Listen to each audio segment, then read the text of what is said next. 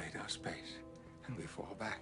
Where this person working at the consulate was just confirmed killed. What's the latest that you're hearing on the situation there? Well, Anderson, according to the eyewitness, up until about an hour ago, he described the situation there as a front line. Libyan security forces were engaged in heavy clashes with members of an armed group that is Ansar sharia. They assimilate entire worlds, and we fall back. Hardline Muslims trying to enforce sharia law in London, from abstention to amputation. RT's Laura Emmett's been hearing how they want to instill their tough code on the capital. So we are here to tell you that Islam and the Sharia is unstoppable in Europe. Stoning for adultery, cutting off hands for stealing, death for renouncing Islam. This group of men is trying to enforce Sharia law in the UK. They've started a campaign to make certain areas of London and other cities Islamic law-controlled zones.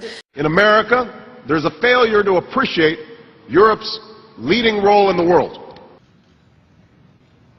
More broadly, the events of the last 2 weeks also speak to the need for all of us to honestly address the tensions between the West and the Arab world that is moving towards democracy. This is about saving the future of humanity.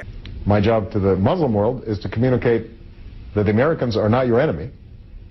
We sometimes make mistakes. We have not been perfect. The administrator of NASA, Charles Bolden. Thank you very much. Thank you very much. Thanks so much for allowing me to be here. It's exciting for me to be here. Well, it's fantastic having you on Talk to Al Jazeera. I know it's very rude to ask this of a guest, but my first question to you is, why are you here in the region? Oh, I appreciate you asking the question. I'm here in the region. It's sort of the first anniversary of President Barack Obama's visit to Cairo and his speech there when he gave what has now become known as Obama's Cairo Initiative, where he announced that he really wanted this to be a new beginning of the relationship between the United States and the Muslim world. When I became the NASA administrator, or before I became the NASA administrator, he charged me with 3 things. One was he wanted me to help re-inspire children to want to get into science and math. He wanted me to expand our international relationships.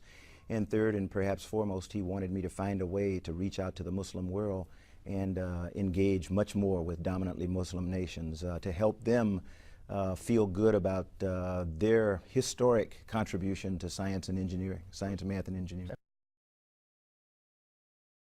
The framers who drafted the Constitution could not have foreseen the challenges that have unfolded over the last 222 years. I will not sacrifice the enterprise.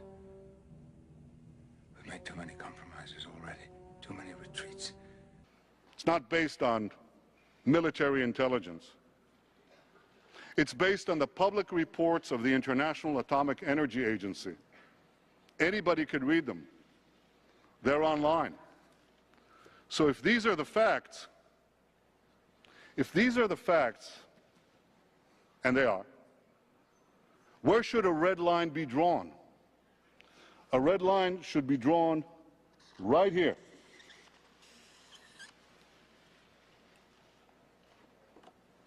Before Iran completes the 2nd stage of nuclear enrichment necessary to make a bomb, before Iran gets to a point where it's a few months away or a few weeks away from amassing enough enriched uranium to make a nuclear weapon.